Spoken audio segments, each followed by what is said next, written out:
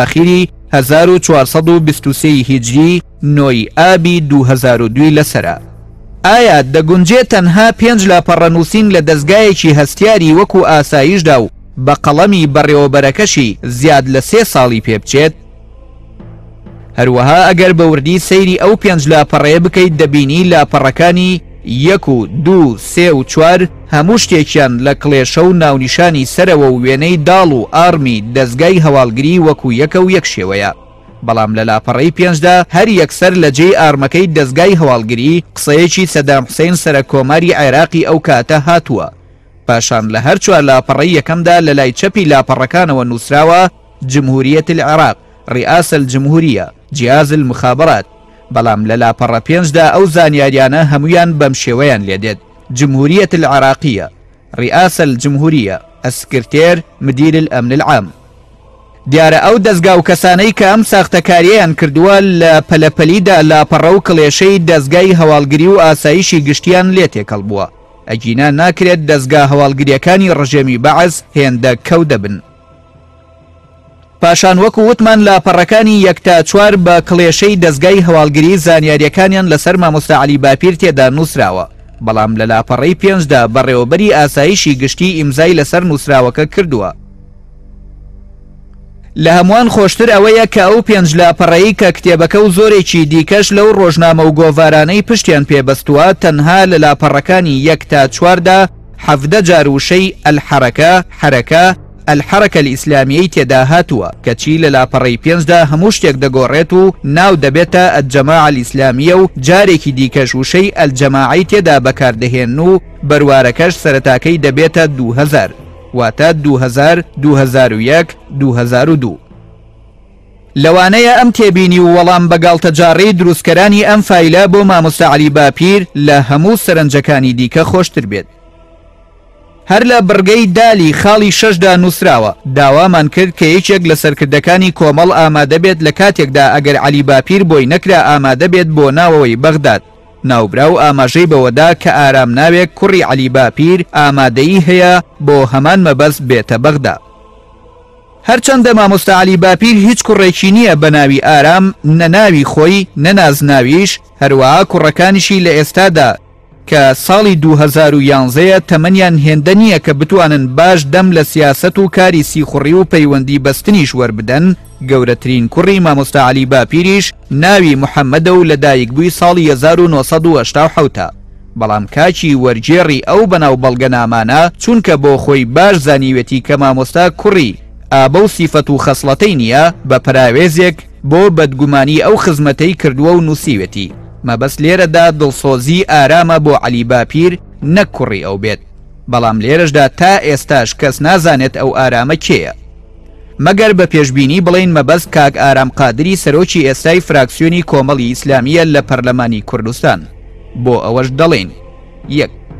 ئاخر کاک ئارام قادرێک کە بە حسابی بەرواری لاپەڕەی یەکی بەڵگا ئەو کات ئەندامی مەکتەبی سیاسی بزوتنەوەی ڕاپەڕینی ئیسلامی بووە و مامۆستا عەلی باپیرێکیش کە ئێوە نووسیوتانە جێگری ڕابەری گشتی بزوتنەوەی ئیسلامی، کێ بەم دوعایەت دەڵێت ئامین کە هێندە دڵسۆزی بێت؟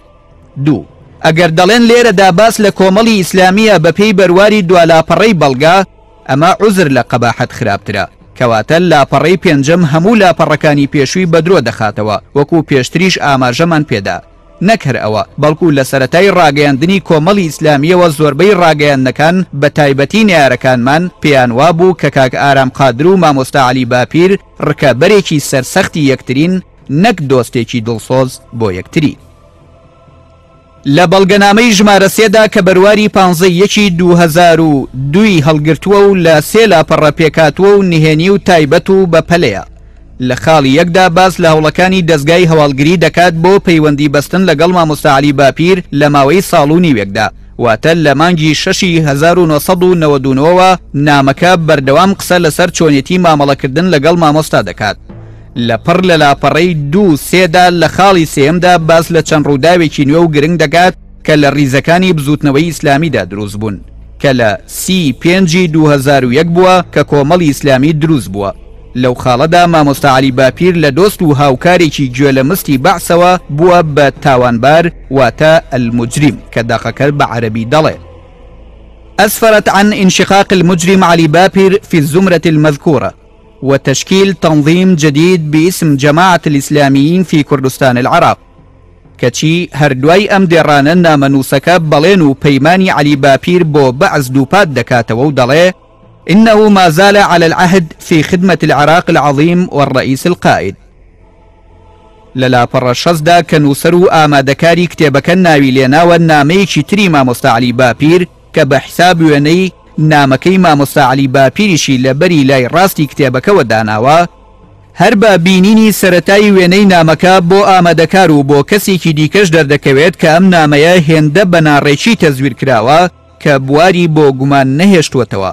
چۆن لە هیچ کاتێکدا کۆمەڵی ئیسلامی دروشمی لا ئیلاهە ئیلا الله محەممەد ڕەسوول اللهی وەکو لۆگۆ لە دروشمی خۆی جگە لەسەر ئاڵاکەی لەسەر نووسرا و کتابە فەرمیەکانیان دانەناوە. بەڵام ئەم بەناو بەڵگەنامەیە لە دوای بسم الله الرحمن الرحیمەوە یەکسەر بە لا ئیلاهە ئیلا الله محەممەد ڕەسوول الله دەست پێ دەکات، بەڵکو دروشمەکەی وەجاهدوا فی الله حق جیهاده بوو لە لۆگۆیەکی خڕدا کە چەکێک بوو دوو کتێب کە ئاماژە بوون بۆ قورئان و سونەت لەم لاولای چەکەکەوە هەبوون.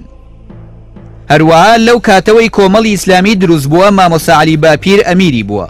چ خێرە مامۆستا نامە بۆ ڕژێمی بەعز بە کتابی مەکتەبی سیاسی دەنێرێت و بە کتابی خۆی ناینێرێت. نووسرا و بەڵگەکە هیچ ئارمێکی کۆمەڵی ئیسلامی پێوە نییە، وەکو هەموو لایەکیش دەزانن کۆمەڵی ئیسلامی لە سەرەتای ڕاگەیاندنیەوە ئارمی ڕەسمی خۆی هەبووە. لە خاڵی یەکی ئەو نامەیەدا ئەوە هاتووە کە گوایە مامۆستا علی باپیر بەخۆی و 10,000 پێشمەرگە و 8 مەڵبەندەوە ئامادەیە وەڵامی هەر هێرشێکی دوژمنانی عێراقی خۆشەویست بداتەوە. ئەو دوژمارەیە هەردووکیان درۆن کە ئەوەش بەڵگەیە لەسەر ئەوەی مامۆستا علی باپیر لەو ڕۆوە لە ئاوی حەیات وەکو دەڵێن پاکشترە، یان دەتوانین بڵین مامۆستا علی باپیر و درۆ کوجا مەرحەبا. چۆن ئەو کات کە بزوتنەوەی یەکبوونی ئیسلامی هەبوو هەموو هێزەکانی نەدەگەیشتە چەند هەزار پێشمەرگەیەک، ئەی کاکی نووسری بەڵگەنامەکان نەدەبوایە ژمارەیەکی کەمتری لێدابایە تا تۆزێک جێگەی باوەڕ بوایە. لە لاپەڕە 72 بەڵگەیەکی دیکەی بڵاو کردووەتەوە کە بە حیساب جێگیری سەرە کۆماری عێراق عێزەت دووری لە وەڵامی نووسراوی 16 1999دا نووسیوێتی. بە ئاشکرا عێزەت دووری دەڵێ هەرچەندە ماوەیەکی زۆر بەسەریدا تێپەڕیوە، بەڵام هیچ هەڵوێستێکی ئیجابی و نیشتیمانی و دیار و چاکمان لەو بزوتنەوە نەدیوە. هەڵەی بەناو بەڵگەنامەکان لە ڕووی بەروارەوە. گەر هەر کەسێک تەنانەت بە تێڕوانینێکی سەرپێیانێش سەرنجی ئەو بەناو بەڵگەنامانە بدات کە لە کتێبی کۆمەڵی ئیسلامی لە پەیوەندیەکانی علی باپیر و حیزبی بەعزدا لە ئامادەکردنی ئوسامە قەرەداغیە، ئەوە دەیان هەڵەی زەق و گەورە و درۆی شاخدار دەبینێت. ئەوەش تەنها و تەنها ناڕاستی و هەڵبەستراوی ئەو بەناو بەڵگەنامانە دەردەخات. با پێکەوە سەرنج لە ئەو هەموو هەڵە و جیاوازیە بدەین کە لە بەرواری بەناو بەڵگەنامەکاندا هەن. بەرواری سەر یەکەمین بەناو بەڵگەنامە 16 1999 بەرامبەر 28 ذیلقەعیدەی 1416 کۆچی. لە کاتێکدا گەر بەروارە زاینیەکە کە بە کۆچیەکە بەراورد بکەین دەبینین 16 ساڵی 1999 ڕێکەوت دەبێت لەگەڵ 29 ذیلقەعیدەی 1419 کۆچی، واتە بە ئەندازەی 3 ساڵ هەڵە و جیاوازی تێدایە. هەروەها لەسەر نوسخەی ئەسڵی بەڵگەنامەکە ساڵی 1999 زاینی هەیە، بەڵام لەسەر نوسخە تایبکراوەکە ساڵی 1993 دەبینرێت. بەرواری سەر سێمین بەڵگەنامە 15/2002 زاینی 6 ذیلقەعدەی 14 لە کاتێکدا ئەمە هەڵەیە و بەروارە کۆچیەکەی ڕێکەوت دەبێت لەگەڵ 2 ذیلقەعدەی 1422 کۆچی، واتە بەدەر لەوەی ساڵە کۆچیەکە تەنها 14 نووسراوە بێ ئەوەی خانەی یەکان و دەیانەکەی خانەی یەکەم و دووەم پڕ کرابێتەوە. هەروەها ڕۆژ و مانگەکەشی 2 ذیلقەعدەیە نەک 6 ذیلقەعدە. بەرواری سەر چوارەمین بەناو بەڵگەنامە 17 2002 زاینی بەرامبەر بە ڕەبیعی دووەمی 1423 کۆچی بەبێ ئاماژەکردن بە ڕۆژەکە.